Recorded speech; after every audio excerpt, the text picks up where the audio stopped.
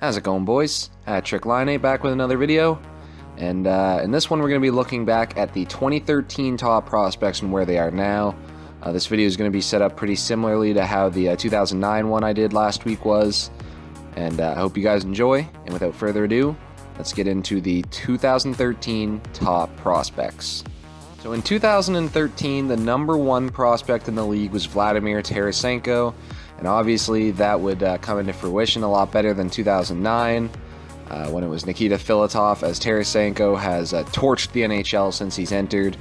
In almost 500 career games, he has 211 goals and 207 assists for 418 points. This year, obviously, the Blues started on a bit of a down path. They weren't playing very well up until January 2nd. They were actually last in the NHL in January. But Senko and the Blues really started to pick it up after that. Obviously, they're in the Stanley Cup Finals now, so they must have done something right after January. But Senko had a rough start to the year, but he really picked it up and started putting it on. I actually had him in fantasy hockey. I traded for him right before he tore it up, so definitely worth my value on that one. And Vladimir Tarasenko, a very good player, an elite sniper, and definitely deserves a spot as number one in the top prospects for 2013. So the number two prospect in 2013 was Justin Schultz, and at the time he was an Edmonton Oiler prospect. So far in his career in 436 games, he's put up 47 goals and 155 assists for 202 points. Last year was a rough one for him. He missed most of the year with an injury. In 29 games, he put up 2 goals and 13 assists for 15 points. And Justin Schultz has really come into his own with Pittsburgh. When he left Edmonton, he was really struggling.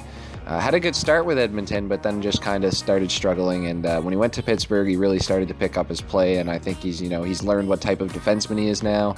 Almost 500 NHL games under his belt, so he's a solid defenseman. Can put up points, and Justin Schultz was the number two prospect back in 2013. Coming in at number three, we had Evgeny Kuznetsov, one of the most polarizing players, I think, in the league.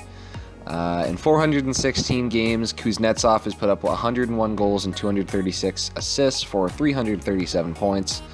Last year was a great year for him. He netted 21 goals and 51 assists for 72 points. And Evgeny's one of those players who he doesn't score a whole lot of goals. In the playoffs, he can really turn it on. Last year, when Washington won the Cup, he was great in the playoffs for them. This year, he had a great regular season. Evgeny Kuznetsov is definitely a great player. The third in the trio of Ovi, Backstrom, and Kuznetsov just perfectly fills out that trio. I think he's a great player. Definitely deserved to be number three. And that's where he was, number three on the 2013 Future Watch. So the fourth prospect in the Future Watch was Dougie Hamilton. Now, Dougie Hamilton, he's had some ups and downs in his career. He's been all over the place now. 3 teams already. Started off with Boston, where he was drafted, traded to Calgary, and then to Carolina. I think he's found a good home in Carolina. They made the 3rd round this year. He was pretty good for them. The regular season didn't put up too many assists, but 18 goals as a defenseman is definitely nothing to scoff at. He's played over 500 games in his career and has 82 goals, 177 assists, and 259 points. 21 assists last year with those 18 goals for 39 points. He's definitely an offensive defenseman. He's a big body. He can hit. He can make plays in the corners. He's a pretty good defenseman. I'd love to have Dougie Hamilton on my team. He definitely had a bright future in 2013, and it's gone on to a great career so far, and he was number 4 in the Future Watch back in 2013.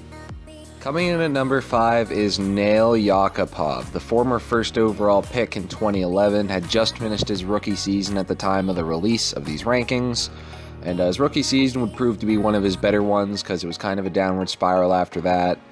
In 350 NHL games, he had 62 goals and 74 assists for 136 points.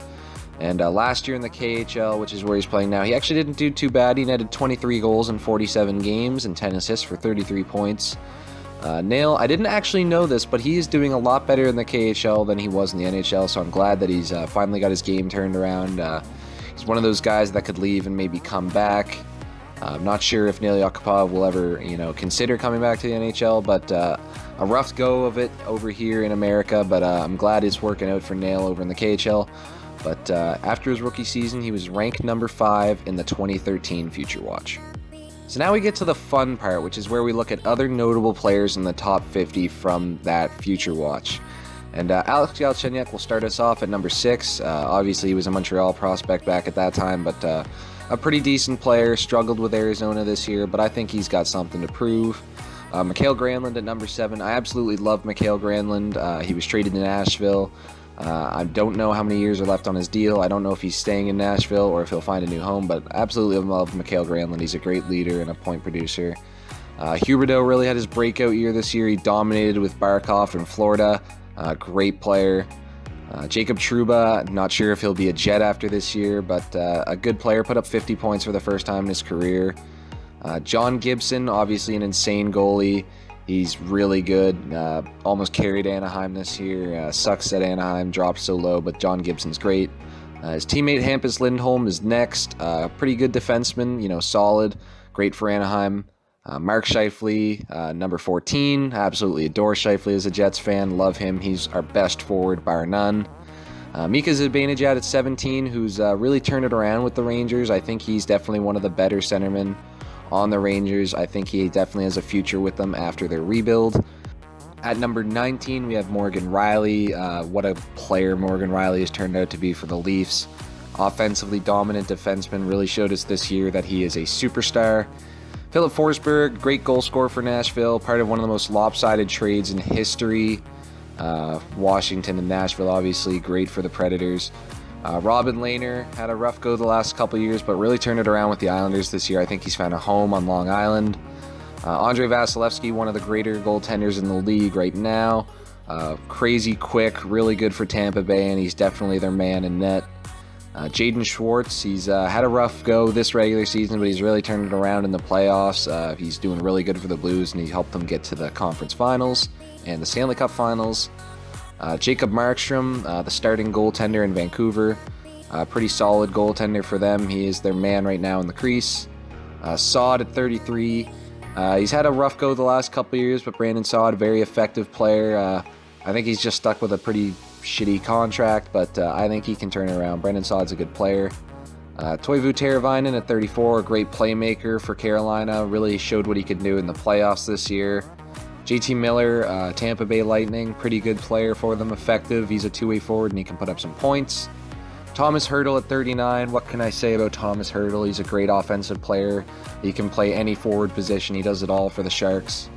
Malcolm Subban, a really effective backup goalie for the Golden Knights. I'm not sure if he's their number 1 when Fleury goes or if they're going to get another goalie, but I could see Malcolm Subban being a number 1 for some team.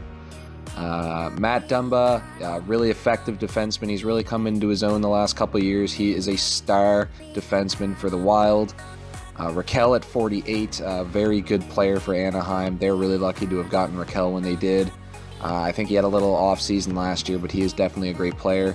And surprisingly, at number 50, we have Johnny Hockey. He was really not well known as a star player back then. Obviously, we all know Johnny Gaudreau now, one of the best young forwards in the league. He's dominant. He can put up points. He can skate like crazy. Johnny Gaudreau is a crazy player, but he was number 50 in the Future Watch back in 2013. And that's going to do it for this one, guys. I hope you enjoyed. I always like going back through the top prospects for each year, looking to see where they are now. It's definitely fun to look at, and it's fun to talk about. I hope you guys enjoyed this one. Peace out, and I will see you guys in the next one. Later.